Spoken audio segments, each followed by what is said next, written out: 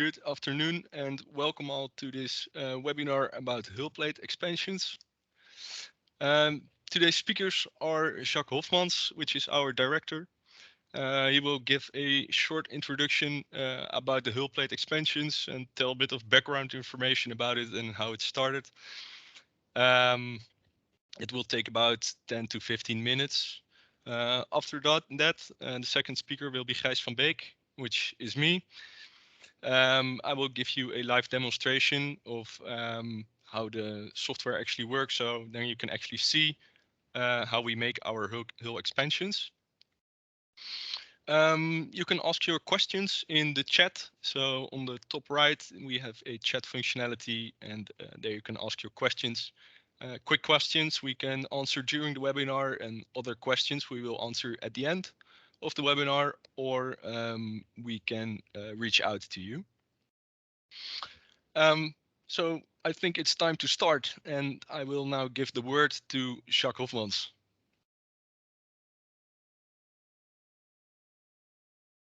Okay, good afternoon to everybody. I will share my screen so you will get another picture. There it is. As Gijs told, I will explain a little bit about the background of MasterShip software and how our total suite is looking more or less, and how the expansions will fit in this total process. MasterShip was founded in 1986 with a strong wish to not do the same thing more than once. Still our wish. And it's also still our wish to keep improving things and to do things as smooth as possible. I will show you now an overview of our total software suite, divided in three main parts. Shape on the top. There we have our MasterShip shape definition. We can develop a full 3D model about the outer shape of a ship. And next to that, we also have all kinds of compatibility to other design programs. So it's quite easy to also start with existing designs or new made designs by other parties. Then the second part is the constructional part. On the top, our assembly manager. The assembly managers make the link with the shape definition, so the whole shape will always be available to get intersections and other positions in the boat. On the right side, I try to start my laser pointer, then I can show that a little bit. On the right side here, we make the 3D construction with our template-oriented modeling method.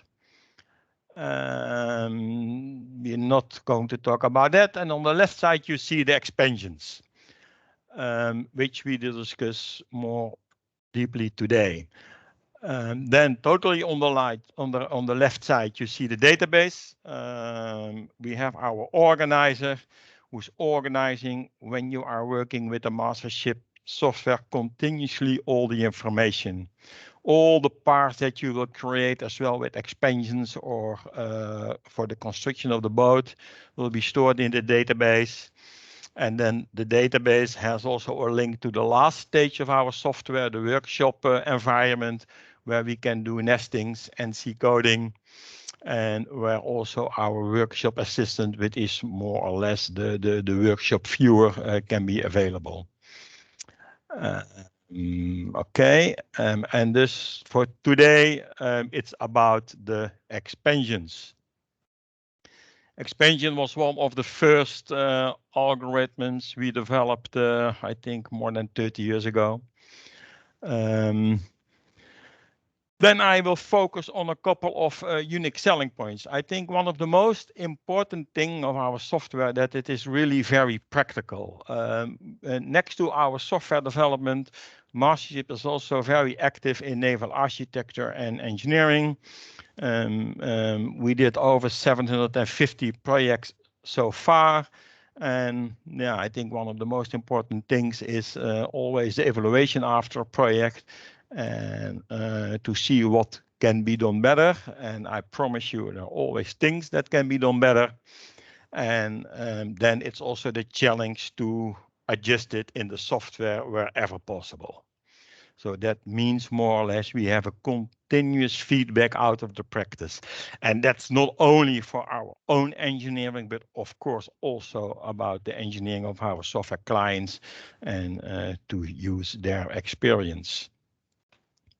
Okay. We use the software for all kinds of ships. It's not limited to a special type or whatever. That goes for the shell expansion, but also for the other software. So we are involved in mega yachts. We are involved in seagoing vessels. We do a lot of workships. We do a lot of small yachts. And on the left bottom side, you see a kind of section, a typical section of a mast, which is always quite a challenge. Shape is complex, but also inside the mast, we need a lot of piping and electrical wiring, and it's always a big puzzle, and therefore quite a nice thing to make. Let me see. Then here I have some pictures which already goes a little bit to the topic of today.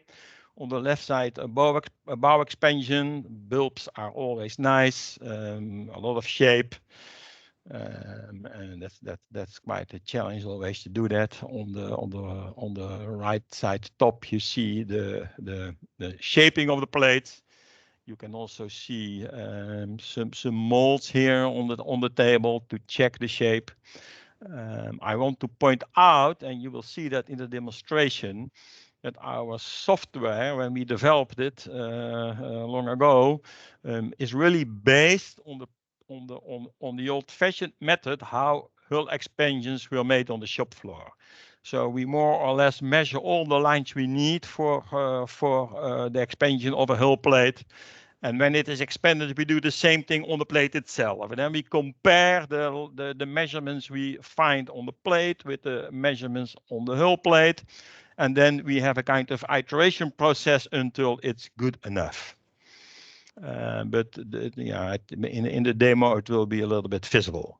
And then on the right side, in the bottom, you see the superstructure of a 63-meter motor yacht, and the outer plate expansions of superstructures are always very interesting. You see a lot of double curved plates. The outer plating of a hull can be approached a bit more systematically, but for the superstructure you have to find it out for every detail plate how you want to expand it, and that's of course quite interesting. I've two small stories about our expansion program in practice. We went not so long ago. We went to one shipyard, and for us it was a new client. He asked us to make some hull expansions for sailing yard, and then we asked him, okay, do you want some opening between your seams for the welding process? And he said, no, let's not do that. I will be even happy when the plates will fit. So he said, just keep it closed. And he also asked also for a closing plate. So he asked us the middle plate to give that 100 millimeter extra width so he could fit it in.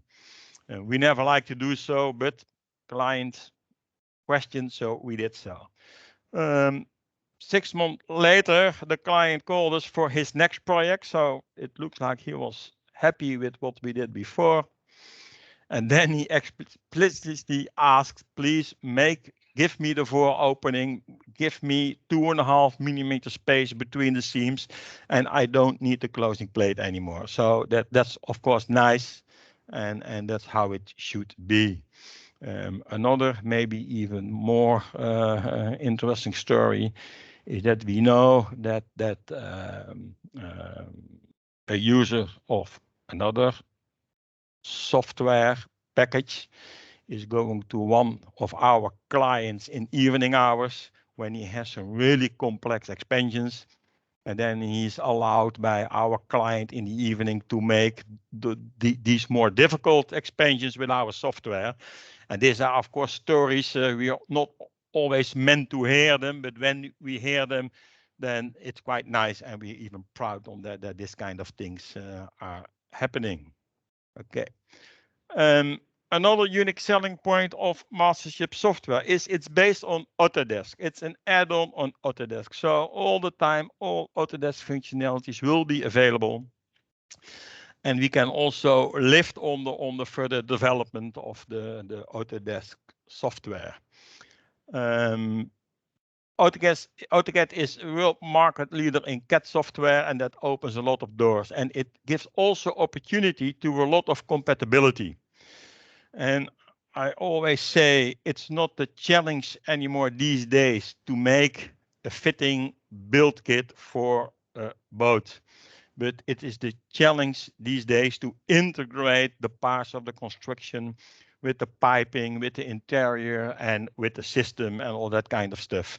And then the compatibility that Autodesk offer to all kind of suppliers is a very big advantage. Then I will give a little bit of steps that Gijs will show you later on in the demo. It's not only about making expansions, but of course, very important is creating the seams and the butts. And Gijs will show that we easily can, when we have a seam and butt plan, that we easily can transfer that to a shell expansion plate, but also the other way around. We can also put it back from the shell expansion plate to the 3D model. So when we see there are no problems with other constructions or naughty crossings or whatever, then we can say, give it a go ahead and make the expansion.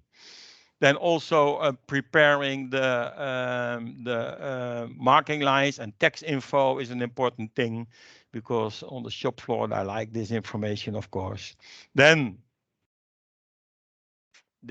making the final expansion, yeah, and when that's done, we will still need molds to be able, after shaping, to check the shape of the plates before it is put onto the hull. Now, some very important advantages, of course, work efficiency. Yeah, so it is integrated in the total work preparation for a boat. All the plates are going to the database, so it can automatically be included in nesting. They have a high quality. I try to explain that a little bit with the practical examples that we have, and I dare say that we as MasterShip are quite famous for the quality of our hull expansions. And last but not least, it will save you time and money, because when it will be easy to fit the expanded and shaped plate to the hull, that will save you a lot of time and also give you a high quality hull, and with less use of filler and more of that advantages. Good, that was a little bit what I wanted to tell before you can see the real thing. So Gijs, I give the floor to you. Okay, Jacques, thank you very much for this introduction. As Jacques said, I will now give you a live demonstration. So I will share my screen with you. Okay.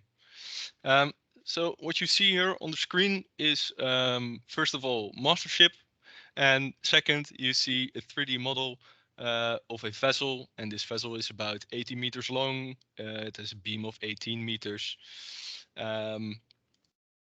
What you see is here a construction. We made this construction in the previous webinar, which was about template-oriented modeling.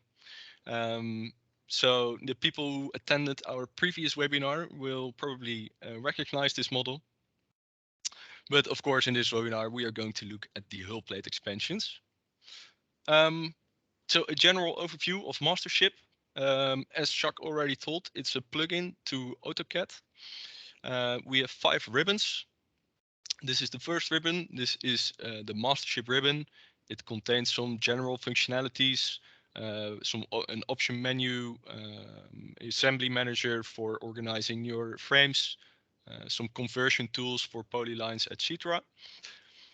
Then we have a shape ribbon, which is used to define your surfaces, to make a shell expansion drawing, which you can see here. Then we have a parts ribbon. The parts ribbon is mainly used for making constructions like these, but also for making the expansions. So here on the top left corner, you see the double curved and the single curved expansion buttons. Then we have a ribbon for generating NC code, or a numerical cutting code, but also to nest the plates and make plate molds, etc. In this webinar, we will cover the three ribbons. So the first ribbon, the third, or the second, the third, and the fourth ribbon. Well, okay, enough of the talking. Let's get started. We will use the shell expansion drawing for this webinar. So I open it, and what you see here is on the bottom, you see the shell expansion. And here on the top, we see the 3D hull model of our ship. We are going to specifically look at the bow of the ship. And let's see. And to be even more specific, we are going to look at this plate. I chose this plate because it is a really nice double curve. I hope that you can see it. So this is what we are going to look at in this webinar. Our software uses polylines as input to make the expansions. So what you need is to have your butts and seams arrangement as polylines on your hull. And there are multiple ways of doing it. What I did, I made a projection with those lines on the hull. So I simply, as you can see, they are all rectangles. So I simply projected them onto the bow. But there are multiple ways. You can also say, hey, I choose this plate and I extract the edges. Another way is to use an existing seam or butt, and then using MasterShip functionalities, you can offset it by, for example, 1,000 millimeters up and 1,000 millimeters down. That's an option. And the final option is to convert your butts and seams from your shell expansion to the 3D model. As I said, in this case, I used just a simple projection. I'm going to show you how I did it exactly. I select those lines. I go to this view, type project, and I select my surface. And now it's projected. So this is this is no rocket science. This is probably quite straightforward to you. Here I take off my butts and my seams. Yeah, so here, let me also take off this. So now you see this projection and it's exactly on my seams and butts arrangement. I'm going to delete those lines.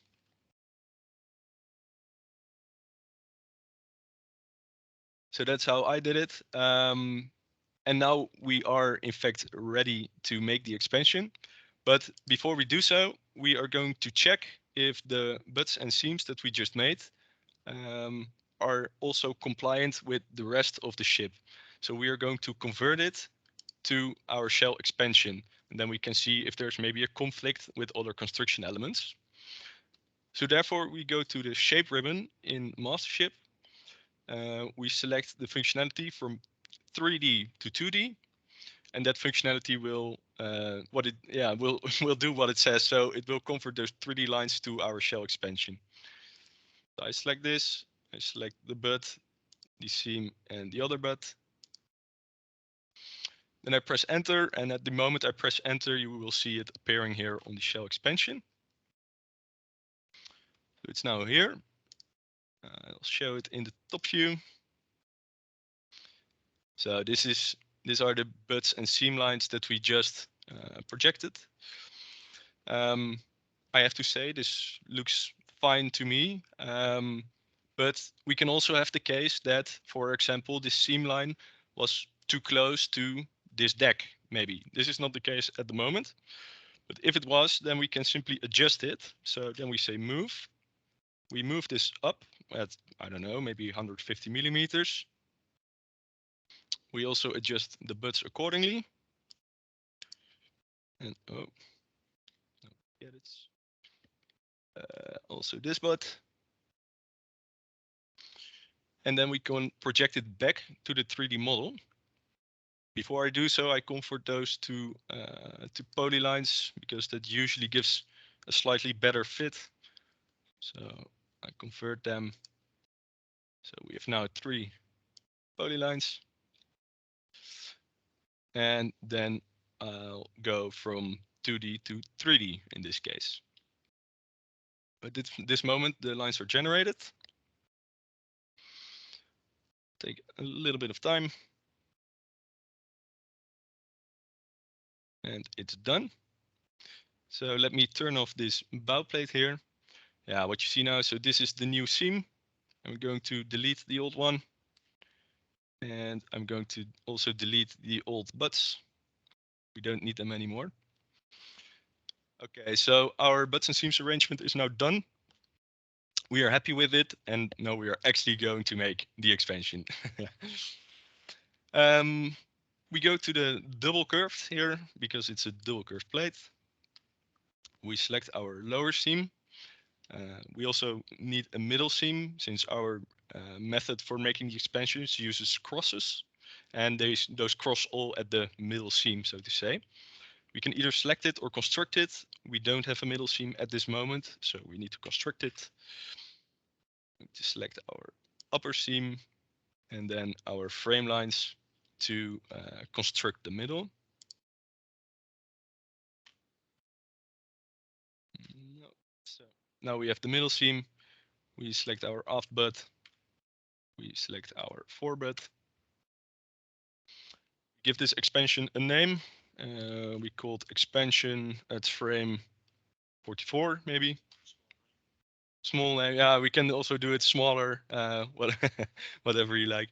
Then it asks us to select objects to be marked. Well, usually it are the frame lines. And we give it a factor of accuracy. Usually I set this on the highest level. You can also do it a bit more coarse, and sometimes a little less fits just better than a little more fine. Sometimes you have to play with it, but usually it's fine. Then the next question, do we want excess material? Now, Jacques already told us, no, we don't. So we go on, and then we get these lofting points. So this was this accuracy I was talking about. Now it looks pretty okay. You see how they cross on that middle line. So we accept the lofting points, and then our part is generated. And yeah, what you see here is in fact a MasterShip part, as we call it. And a MasterShip part has a identification. We can assign it a material. We can assign it a thickness, so make this 12 millimeters thick. We can assign it a production unit. In this case, it's already defined. It's S10.3. We can assign it a modification. So maybe we say this needs to be beveled because it's a bit thick. And maybe we also want to paint it. Let's see if it's already in there now. Paint. And now we have this information, and all this information will be saved in our project database. And the advantage of saving it in the project database is that it later can be extracted from that database, and we can make, for example, reports, but we can also use it for the nesting and the generation of the cutting code. So if we are happy, then we can press OK. Let's see, it already exists. So we redefine it, that's okay. And now at this moment, 2 things happened. One is we have our plate. And the second is that we got a file with all the data which is generated while the expansion was made. So that contains stretch data, length of butts and seams, and others. I'll show you in a bit. First, going to look at the plate. So this is our plate. Yeah. Okay. So if we now look at this plate, then we see here in the middle, we see the name of the plate, the expansion at frame 44, the thickness, and the production unit.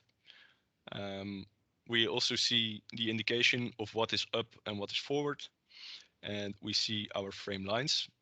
So the green lines are the marking lines, of course. And this is already ready to be cut. But before we do so, we can apply maybe some more markings. So we can indicate the frame lines. We can indicate some modifications to be made, for example, beveling. My computer needs a bit of time to think. Ah, there it goes. So we can go to mark text. Then we select, for example, this line and we say frame 44. We place it here. Let's do a second, frame 45. Etc. But we can also do this for the edges. So we can say on this edge, if it needs to be beveled, we can say, for example, this side, bevel at 30 degrees. Depends on the convention that you use, but it looks something like this. So, and now this is also indicated on the plate. So this will be printed before it is cut. You can do that for all these sides, of course. Next step would be to make molds so that we can shape it and produce it in the shop floor. Before we do so, we are going to look at the stretch file in the Excel or the stretch data in the Excel file. Let me see where it is. It's not here. It is probably hidden somewhere. I know it's behind this PowerPoint. It was a preview of our end slide. Okay, so this is the data which is generated when our plate is made. I will skip over it. Usually you do not open this file at all. Only for real complex cases of if you are really interested in this data, then you do, but yeah, usually it's not needed. What you see is here some ordinate positions, and I think this is the most important one. This is the stretch data. I can make it a little bigger for you. So this is the stretch data in absolute values over here between the ordinates. And then we have here the stretch data in between the ordinates, but then as relative values. Now the average stretch in this plate is 0.15 on the lower seam and 0.14% in the upper seam. Meaning we do not see much problem in the stretch, so I don't think it will crack during production or something. Might the stretch be really high? So in a very complex case, maybe somewhere in the bulb where it really needs to be stretched or shaped, then you can decide to maybe cut that plate into 2 plates. So and then finally there's some yeah, here the length of the seams on the ship and in the lofting, and now a lot more. We go back to the model. So that's the stretch data which you very often not use. Okay,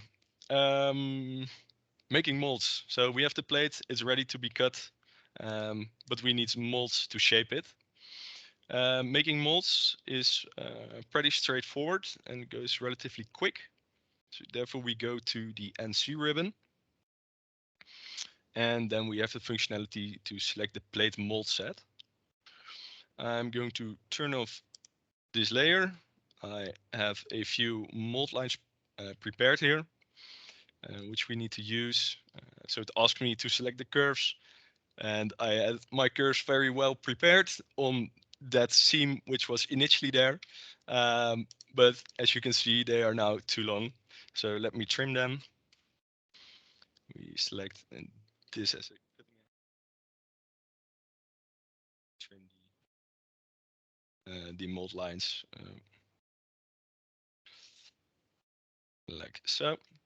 So now our mold lines are tailored to our new seam, and then we can actually start making the molds. So we do plate mold set. We select our curves. I press enter. And then we have the molds. So this one looks a bit strange now, but it will be all right. So they are now on the inside of the ship. But in fact, we want to have them on the outside of the ship. So we can reverse the direction. And now, yeah, the molds are in fact already made. We can specify the height. So we can say, oh, we want to have them 300 millimeters high. But that's in fact it. The molds are made. So we can take a look at how this looks. So here's the bow. This plate is also too long. We can trim that, serve trim. This.